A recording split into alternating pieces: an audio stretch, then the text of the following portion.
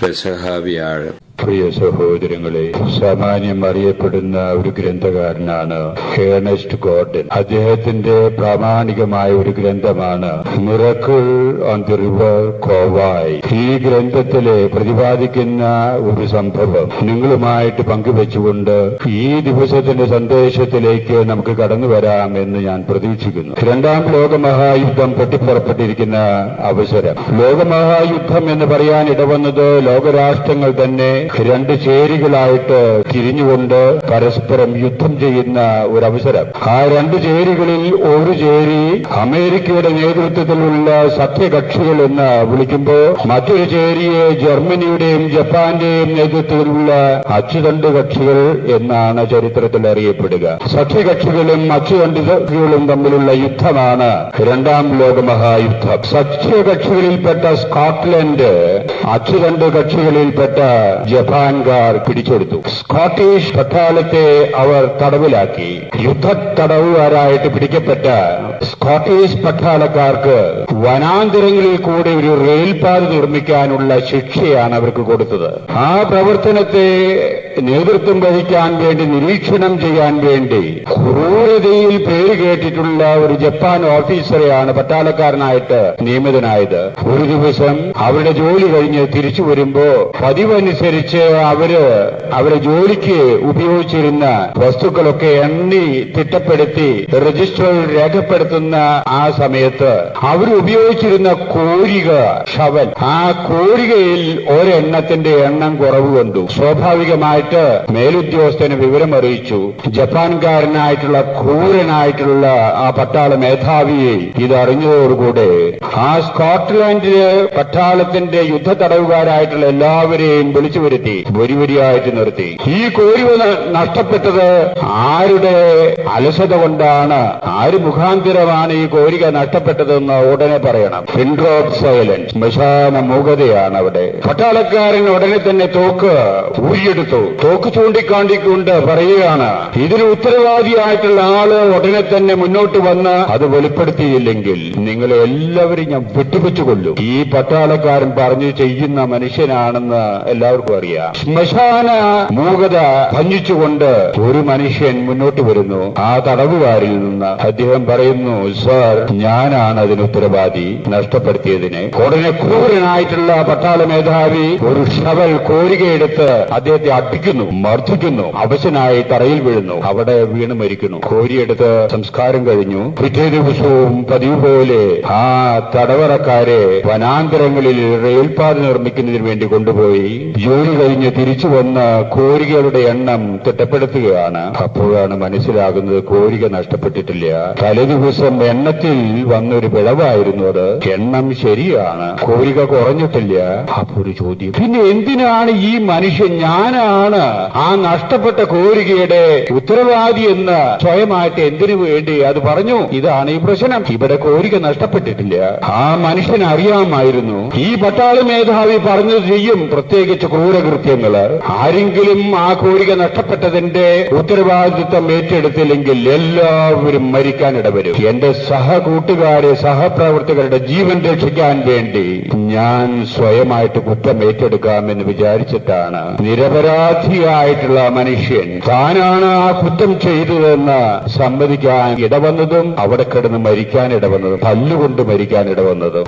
വളരെ വലിയ ഒരു മ്ലാനത പട്ടാള ക്യാമ്പിൽ. എന്നെല്ലാം നിരപരാധിയായിട്ടുള്ള ഒരു മനുഷ്യൻ തന്റെ തടവുകാരുടെ വേണ്ടി, ജീവൻ രക്ഷിക്കാൻ വേണ്ടി മരിക്കാൻ തയ്യാറായിട്ടുള്ള ആ സംഭവം, മരിച്ചു കഴിഞ്ഞ ആ സംഭവം ആ പട്ടാള ക്യാമ്പിൽ കാട്ടുതീ പോലെ പരന്നു. നിങ്ങൾക്കറിയണോ, ആ പട്ടാള ക്യാമ്പിൽ വലിയ പരിവർത്തനം, ആ പട്ടാളക്കാരുടെ ഇടയിൽ വലിയ ചിന്തിക്കാൻ സാധിക്കാത്ത പരിവർത്തനം. യുദ്ധത്തിന്റെ രണ്ടാമത്തെ പകുതിയിൽ സഖ്യകക്ഷികളാണ് വിജയം നേടിയത്.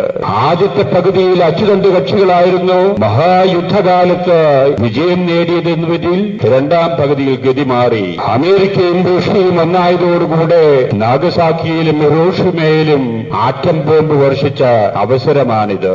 അതുകൊണ്ട് സഖ്യകക്ഷികൾ വിജയം പ്രാപിച്ചു. യുദ്ധത്തടവുകാരായ അടിമകളായിട്ട് പിടിക്കപ്പെട്ടിട്ടുണ്ടായിരുന്ന സ്കോട്ട്ലാൻഡ് പട്ടാളക്കാര് വിജയികളായി. ജപ്പാൻകാരാണ് യുദ്ധത്തടവുകാര്.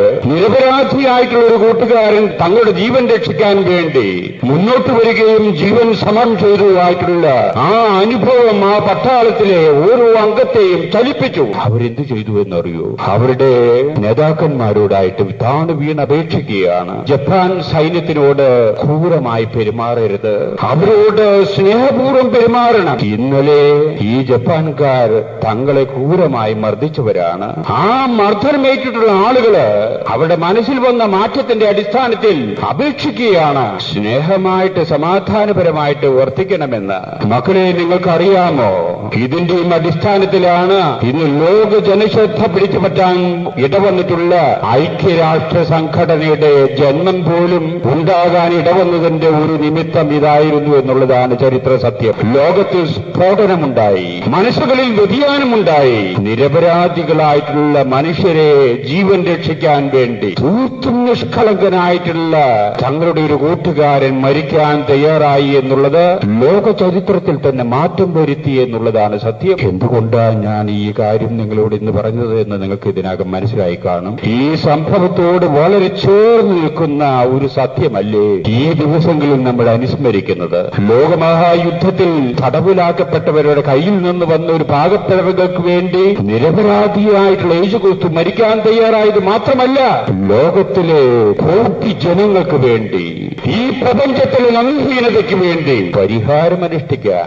ആ പരിഹാരം അനുഷ്ഠിക്കാൻ ഇടവന്ന ജീവിതം ആഹൂതി ചെയ്യാൻ തയ്യാറായ വ്യക്തി, ആ വ്യക്തിയുടെ ജീവിതമാണ്, ആ ജീവിതത്തിന്റെ അനുഭവങ്ങളാണ് ഈ ദിവസങ്ങളിൽ നാം അനുസ്മരിക്കുന്നത്. തീർച്ചയായും ലോകത്തിൽ വലിയ സ്ഫോടനമുണ്ടായിട്ടുണ്ട്. യേശുവിന്റെ ഈ മരണം വഴി ലോകത്തിൽ മാറ്റങ്ങൾ ഉണ്ടായിട്ടുണ്ട്, സത്യമാണ്. പക്ഷേ ആ മാറ്റം കൊണ്ട് നമുക്കെന്ത്? എന്റെ മനസ്സിൽ മാറ്റം വന്നോ? എന്റെ മനസ്സിൽ മാറ്റം വന്നില്ലെങ്കിൽ എനിക്കെന്ത് കാര്യം? എന്റെ ജീവിതത്തിന് വേണ്ടി തീർത്തും നിരപരാധിയായിട്ടുള്ള യേശുക്രിസ്തു പീഡനങ്ങൾ ഏറ്റുവാങ്ങി, മർദ്ദനങ്ങൾ ഏറ്റുവാങ്ങി കുരിശിൽ പട്ടഞ്ഞ് മരിക്കാൻ തയ്യാറാകുന്നു എനിക്ക് വേണ്ടി. ആ പട്ടാളക്കാമ്പിൽ ഉണ്ടായിരുന്ന ചലനത്തിന്റെ പൂരണങ്ങളെങ്കിലും നമ്മുടെ ജീവിതത്തിൽ ഉണ്ടായില്ലെങ്കിൽ ഇത് വെറും ചടങ്ങാവില്ലേ മക്കളെ? നമ്മുടെ അപഹാസ്യപാത്രമായി തീരില്ലേ? യേശുവിനെ സംബന്ധിച്ച് രണ്ട് വശങ്ങളുണ്ടത്. യേശു ആസൂത്രണം ചെയ്തതല്ല യൂദാസിന്റെ ഒറ്റിക്കൊടുക്കല് സംഭവിച്ചതാ. യേശു ആസൂത്രണം ചെയ്തതല്ല ആ വിധി പ്രസ്താവന സംഭവിച്ചതാ. ആ സംഭവിച്ചതിനെ പൂർണ്ണ ഹൃദയത്തോടുകൂടി യേശു ഉൾക്കൊണ്ടു. അതാണ് കുരിശു മരണത്തിലെത്തിയത്. അതൊരു വശം. മറ്റൊരു വശമുണ്ട്, മറക്കരുത്. യേശു ഇന്ന് കാലുകൾ കഴുകി ഇതിന്റെ സ്മരണ നമ്മൾ കൊണ്ടാടുന്നത് യേശുവിന് സംഭവിച്ചതല്ലാതെ കരുതിക്കൂട്ടി താൻ സ്നേഹിക്കുന്ന ജനങ്ങളുടെ മുമ്പിൽ ഇങ്ങനെയുമുണ്ട് ഒരു ജീവിത സാക്ഷ്യം എന്ന് മനസ്സിലാക്കാൻ വേണ്ടി താൻ തെരഞ്ഞെടുത്ത് വളർത്തിക്കൊണ്ടുവന്ന ശിഷ്യന്മാരുടെ പാദങ്ങൾ കഴുകിയത് സംഭവിച്ചതല്ല, സംഭവിപ്പിച്ചതാണ്. കരുതിക്കൂട്ടിയുള്ള പ്രയോഗമാണത്. ജീവിതത്തിൽ പിലാത്തോസിന്റെ വിധി യേശു ആസൂത്രണം ചെയ്തതല്ല, സംഭവിച്ചത് ഏറ്റെടുക്കാൻ തയ്യാറായി മരണത്തെ സ്നേഹത്തോടു കൂടി അഭിമുഖീകരിച്ചു. ആ വശം ഒന്ന്. മറ്റൊരു വശമാണ് കാലുകൾ കഴുകാൻ വേണ്ടി തയ്യാറായിട്ട് മുന്നോട്ട് വരിക. മക്കളെ, ഇന്ന് ദേവാലയത്തിൽ നമ്മൾ അനുഷ്ഠിക്കുന്നത് ഒരു ചടങ്ങിന്റെ ഭാഗമാണ്. ഇനി എന്തോ നടക്കാൻ പോകുന്നതെന്ന് നമുക്കറിയാം. അതാണ് ചടങ്ങ് എന്ന് ഞാൻ പറഞ്ഞത്. പക്ഷെ ആദ്യത്തെ ആ പെസഹ തിരുനാളിൽ എന്താ നടക്കാൻ പോകുന്നതെന്ന് ആർക്കും അറിഞ്ഞുകൂടാ. ഭക്ഷണം കഴിക്കുകയാണ്, പതിവ് പോലെയുള്ള പെസഹ ഭക്ഷണം. ആ ഭക്ഷണം വിളമ്പി സ്വന്തം ശരീര രക്തങ്ങളാക്കിയിട്ട് മാറ്റി ശിഷ്യന്മാർക്കായിട്ട് കൊടുത്തുകൊണ്ട് അവരെ ഭക്ഷിച്ചുകൊണ്ടിരിക്കുമ്പോ വിസ്മയകരമായ രീതിയിൽ യേശു അതിൽ നിന്ന് എഴുന്നേൽക്കുന്നു. എന്താ യേശു ചെയ്യാൻ പോകുന്നതെന്ന് അറിഞ്ഞുകൂടാ. ഇന്ന് അത് ആവർത്തിക്കുമ്പോ വൈദികൻ എന്താ ചെയ്യാൻ പോകുന്നതെന്ന് നമുക്കറിയാം. യേശു സ്വയമായിട്ട് ഹൃദയത്തിന്റെ അന്തരാളങ്ങളിൽ നിന്ന് പൊട്ടിവിടർന്ന ആ ജീവിതത്തിന്റെ മാതൃകയാണ് മക്കളെ നമ്മുടെ അനുസ്മരിക്കാൻ വേണ്ടി. ചടങ്ങല്ല. അത് വർഷങ്ങൾ കഴിയും തോറും ചടങ്ങിൽപ്പെട്ട് ചടക്കാനിട വന്നാൽ ക്രിസ്ത്യാനികളായ ജീവിതത്തെ സ്പർശിക്കാനിട വരില്ല. അങ്ങനെ യേശു താലത്തിൽ വെള്ളമെടുത്തു എന്നാ പറയുന്നത്. യേശുവിന് വെള്ളം ഒഴിച്ചു കൊടുക്കാൻ ആരും ഉണ്ടായില്ല, കച്ച കെട്ടാൻ ആരും ഉണ്ടായില്ല, കെട്ടുന്നു, സ്ഥാനത്തിൽ വെള്ളമെടുക്കുന്നു, ഒഴുക്കുന്നു, തുടയ്ക്കുന്നു, മൂറ്റുന്നു. ഇതെല്ലാം യേശു ചെയ്യുന്നു. ഒരു സിൽബന്തി ഉണ്ടായില്ല. എന്നിട്ട് യേശു അവിടെ ഇരിക്കുന്നു. അവരോടായിട്ട് പറയുന്നു, നിങ്ങൾ എന്നെ ഗുരുവും നാഥനും എന്ന് വിളിക്കുന്നു. ശരിയാണ്, ഞാൻ കർത്താവും നിങ്ങളുടെ ഗുരുവും തന്നെയാണ്. ഗുരുവും നാഥനും നിങ്ങളുടെ മേലധികാരിയുമായിട്ടുള്ള ഞാൻ നിങ്ങളോട് ചെയ്തത് എന്താണെന്ന് നിങ്ങൾക്ക് മനസ്സിലായില്ലേ? മക്കളെ, ശുശ്രൂഷയ്ക്ക് വേണ്ടി തയ്യാറാകുമ്പോഴാണ് മഹത്വത്തിന് വേണ്ടിയുള്ള അർഹത നേടിയെടുക്കുക. നിങ്ങളിത് ഗ്രഹിക്കണം എന്ന് പറഞ്ഞുകൊണ്ട് യേശു ആ രംഗം അവസാനിപ്പിക്കുകയാണ്. ഹൃദയത്തിന്റെ വ്യഥ ഏറ്റുവാങ്ങിക്കൊണ്ട് യേശു അത് സാൽമീകരിക്കുന്നതിന് വേണ്ടി തന്റെ പിതാവുമായിട്ട് സംവദിക്കുന്നതിന് വേണ്ടി ഗെത്സമൻ തോട്ടത്തിലേക്ക് പോകുകയാണ്. ഇതൊക്കെ ഇന്നത്തെ ദിവ്യബലിയിൽ നമ്മൾ അനുസ്മരിക്കുകയാണ്. ചടങ്ങാക്കി മാറ്റല്ലേ, അത് ജീവിതത്തിന്റെ സ്പർശിക്കുന്ന അനുഭവങ്ങളാക്കി മാറ്റാൻ തമ്പുരാന്റെ അനുഗ്രഹം തന്നെ, കൃപ തന്നെ യാചിച്ചുകൊണ്ട് നമുക്ക് ഉടനെ തന്നെ ആരംഭിക്കാൻ പോകുന്ന ആ കാൽ കൈകൾ ശുശ്രൂഷ ചടങ്ങിന് പകരം ഒരു ആത്മീയ അനുഭൂതി ഉണ്ടാകത്തക്ക വിധത്തില് നമുക്ക് സംബന്ധിക്കാൻ ഇടവരട്ടെ.